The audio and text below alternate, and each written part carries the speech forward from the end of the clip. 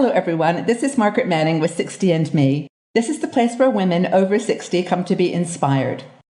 You know, women over 60 are starting to think of transitioning from the work situation into a retirement mode and really are wondering what they're going to do in retirement. My guest today is Nancy Collamer. Nancy is an expert on coaching boomers to move into this semi-retirement, and she is a blogger with Forbes and Next Avenue, and also has written a great book. It's called Second Act Careers, How to Profit from Your Passion in Semi-Retirement. Hi, Nancy. It's great to have you here. Hi, Margaret. Great to be here. Thank you so much for taking the time. You know, this is a really big issue for women in the 60 and Me community. You know, we have about 45,000 women now over 60. Many of them are in different, phases of their retirement, spectrum. But I know you've worked in human resources in corporations and as a career coach for many years. So how could you, first of all, define what semi-retirement is, and also how women can make that transition into it? Sure. Well, first, semi-retirement is it's a new concept. And it's really the phase after you've left that big full-time job. And yet so many people still want to be able to do something, but they're typically looking for things that are flexible and yet meaningful in their lives. So it's that stage when you actually maybe not even have left work, but you're just thinking about what is it that I love to do that will take me through that next phase. So I know that you took very much in your book a lot about this concept of what's in the title of building on your passions, to make the second act career work. So how does somebody go about, identifying what their passions are? If they've maybe they've been an administrator all their lives, but and that's not what they want to do in pre-retirement, or semi-retirement. How do you identify your passions? Well, in the book, I outline a 5-step process, and it's the same process that I use with my own coaching clients. But the very first step in that process is to really spend some time gathering the data about all the wonderful things that you've done, not only in your work life, but think back to when you were a child. What did you enjoy doing? I always say to people, it's really surprising how often people find the kernel of an idea when they think back to things that they used to enjoy doing as a kid. And so that's the first step, is really take some time. And in the book, I have worksheets to help people think about some questions they can ask themselves, and you pull all that information together, because by the time you're 60, you've got a lot of data to work with. And it's hard to remember everything unless you make a concerted effort to write it down. So that's the first step. And then you take some time to really look over that information and think to yourself, what are the common threads here of the things that I really enjoy doing, the things I do well, and the things that I find meaningful? And it's the intersection of those three things, if you think about it sort of like a Venn diagram, that's where you're going to find the sweet spot. And then what you need to do is start to do some research and begin to look at what are real world opportunities that are out there. And I think as you begin to explore, and it's one of the reasons why I wrote the book, you'll discover there are so many things and so many different ways that you can take your talents and interests and work with them on a part-time or flexible basis. It takes work, but it's a lot of fun.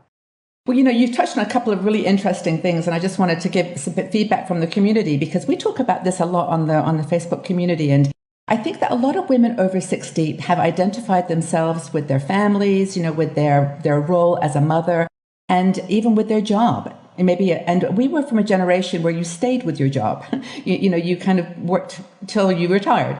And so they don't have that mindset of possibility, that you can do more. So how do you advise women to overcome that, the box that sometimes we get into? Yeah, and you just hit on such an important point, because, I get interviewed about the book a lot and about my practice. And I always am asked the question, what makes people successful?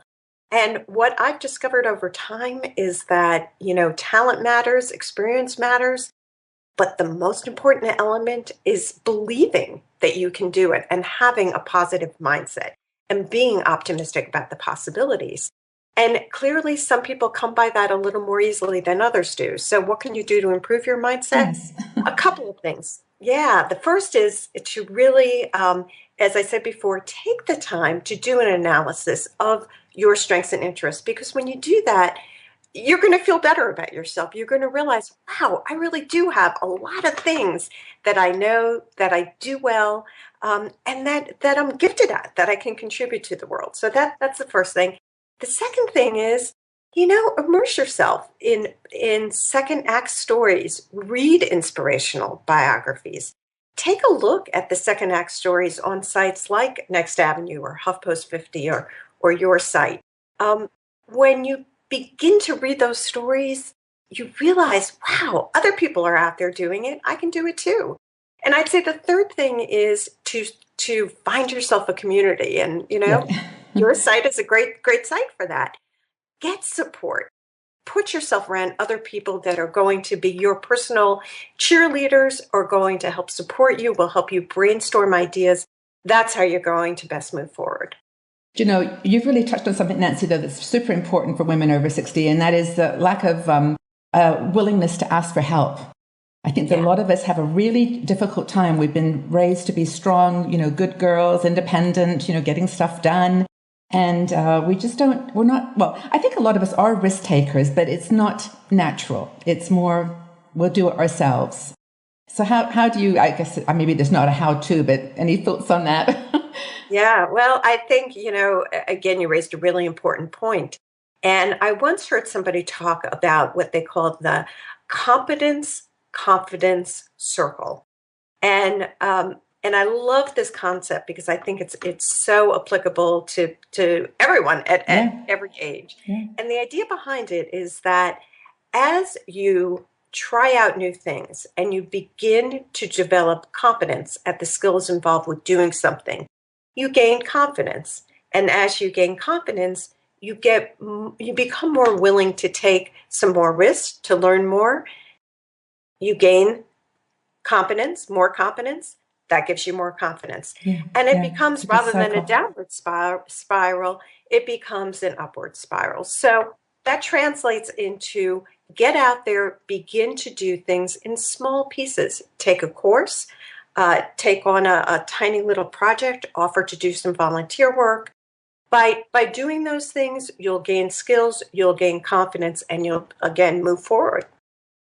That is fantastic advice. And I think that's wonderful. A 3-step plan. It's really important to go deep inside yourself, find out what your passions are, what makes you smile, what makes you happy. And then to reach out to people and resources that, there's so much of it for us now, and then just go for it and, be prepared maybe to have a little bump here and there, but maybe it's all the more reason, maybe you from your HR times, all the more reason to start thinking about this like now.